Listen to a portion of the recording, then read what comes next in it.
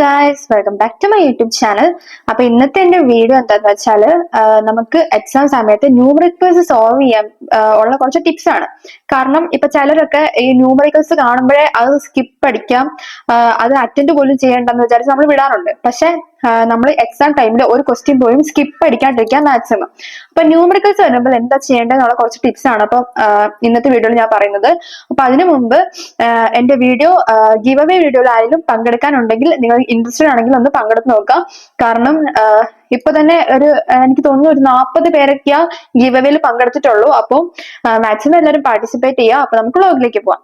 അപ്പൊ ആദ്യം തന്നെ ഒരു ന്യൂമറിക്കൽസിന്റെ പ്രോബ്ലം വരുമ്പം കുറെ പേരൊക്കെ ചെയ്യുന്ന ഒരു കാര്യം ഉണ്ടായിരിക്കും.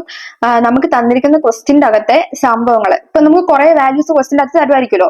അപ്പൊ അതൊക്കെ നമ്മൾ ആദ്യമേ ഇങ്ങനെ എടുത്തെഴുതി വെക്കാം. കാരണം ബിടെക്കിന്റെ ഈ ഒരു ക്വസ്റ്റ്യൻ പേപ്പർ നമുക്ക് കിട്ടും. ഈ ഒരു ന്യൂമറിക്കൽസ് ബിടെക്കിൽ വരുന്ന സമയത്ത് നമ്മൾ അത് എഴുതി വെച്ചാലും നമ്മൾ ജസ്റ്റ് അറ്റൻഡ് ചെയ്തല്ലോ. ചില സമയത്ത് ഈ ബിടെക് യൂണിവേഴ്സിറ്റി എക്സാമിൽ ക്വസ്റ്റ്യൻസ് ഒക്കെ ഔട്ട് ഓഫ് സിലബസ് വരാൻ വളരെ ചാൻസ് കൂടുതലാണ്. പക്ഷെ അതിന്റെ മാർക്ക് നമ്മൾ കിട്ടണമെങ്കിൽ അറ്റ്ലീസ്റ്റ് അതിന്റെ ക്വസ്റ്റ്യൻ നമ്പർ എങ്കിലും ഇട്ട് വെക്കണം.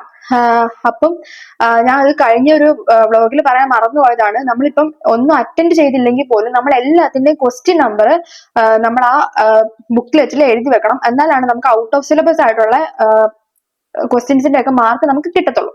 അപ്പൊ ന്യൂമറിക്കൽസ് വരുമ്പോൾ ആദ്യമേ തന്നെ നമ്മൾ അതിലേക്ക് തന്നിരിക്കുന്ന ഗിവൻ വാല്യൂസ് അവിടെ എഴുതി വെക്കണം. അപ്പൊ തന്നെ നമുക്ക് ഒരു 1.5 മാർക്ക് ഒക്കെ അവർ ഇട്ട് തരും. അപ്പൊ 7 മാർക്കിന്റെ ഒക്കെ ന്യൂമറിക്കൽസ് വന്നാൽ അതിൽ കൂടുതലൊക്കെ ചിലപ്പോൾ കിട്ടും, ജസ്റ്റ് എന്തെങ്കിലുമൊക്കെ ട്രൈ ചെയ്തല്ലോ എന്ന് വിചാരിച്ചിട്ട്. പിന്നെ രണ്ടാമത്തെ കാര്യം എന്താന്ന് വെച്ചാൽ ഫോർമുലാസ്. ഏകദേശം മിക്ക ഇതുപോലത്തെ ന്യൂമറിക്കൽ ക്വസ്റ്റിനും ഫോർമുലാസ് കാണും. അപ്പൊ ഫോർമുലാസ് നമ്മൾ നല്ലോണം പഠിക്കുക എന്നുള്ളത് മാത്രമേ ചെയ്യാൻ പറ്റത്തുള്ളൂ. അപ്പം മാക്സിമം നമ്മൾ ഫോർമുലാസ് എല്ലാം ഓർത്തിരിക്കാൻ ശ്രദ്ധിക്കുക. പിന്നെ ഉള്ളൊരു കാര്യം എന്താന്ന് വെച്ചാല് നമുക്ക് തരുന്ന ന്യൂമറിക്കൽസ് ചിലപ്പോൾ നമുക്ക് കൺവേർട്ട് ചെയ്ത് എഴുതേണ്ടി വരും. അതായത് ഇപ്പൊ ഫ്രീക്വൻസി ഒരു 1 GHz തന്നു. ഇപ്പൊ ജിഗാഹെറ്റ്സിന് നമുക്ക് കൺവേർട്ട് ചെയ്യണം. അപ്പം നമ്മളിപ്പം വാല്യൂ നമ്മൾ ചെയ്യുന്ന സമയത്ത് ജിഗാഹെറ്റ്സ് 10⁹9. അപ്പൊ 1 × 10⁹9 ഇതായിരിക്കും ചെയ്യുന്നത്. അപ്പൊ ജസ്റ്റ് നമ്മൾ ആ ഫ്രീക്വൻസി 1 GHz എഴുതിയിട്ട് അവിടെ തന്നെ അത് കൺവേർട്ട് ചെയ്ത് എഴുതി വെക്കുമ്പോൾ കുറച്ചുകൂടെ മാർക്ക് നമുക്ക് സ്കോർ ചെയ്യാൻ അത് യൂസ്ഫുൾ ആയിരിക്കും. നമ്മൾ ആ പ്രോബ്ലം നമ്മൾ കംപ്ലീറ്റ് ചെയ്യാൻ പറ്റിയില്ലെങ്കിലും ഇത്രയും നമ്മൾ ചെയ്തു വെച്ചല്ലോ എന്ന് വിചാരിച്ച് നമുക്ക് കുറച്ചുകൂടെ മാർക്ക് അവിടെ കൂടുതൽ കിട്ടും. അപ്പം ഈ ഒരു ടിപ്സ് നിങ്ങൾ ഓർത്തിരിക്കുകയാണെങ്കിൽ നിങ്ങൾക്ക് ന്യൂമറിക്കൽസ് സ്കിപ്പ് ആക്കുമ്പോൾ നമുക്ക് ഒന്നും കിട്ടുന്നില്ലല്ലോ. അപ്പൊ എന്തെങ്കിലുമൊക്കെ ഒരു മാർക്ക് സ്കോർ ചെയ്യാൻ ഇത് സഹായിക്കും. അപ്പൊ ഒന്നാമത് എന്താണെന്ന് വെച്ചാൽ നമ്മൾ ഗിവൻ വാല്യൂസ് എടുത്ത് എഴുതി വെക്കാം. ആ ഒരു കൂടെ തന്നെ നിങ്ങൾ ഈ കൺവേർഷൻ കൂടെ ചെയ്ത് വെച്ചേക്കാം. ഇപ്പൊ ഫ്രീക്വൻസി ജിഗാഹെറ്റ്സ് എന്ന പോലെ 10⁹9 അങ്ങനെ ഇട്ട് ആ കൺവേർഷൻ അവിടെ തന്നെ ചെയ്തു വെച്ചേക്കാം. അപ്പൊ അത് കാണുമ്പോൾ തന്നെ കുറച്ചുകൂടി ഇംപ്രഷൻ അവർക്ക് കൂടും.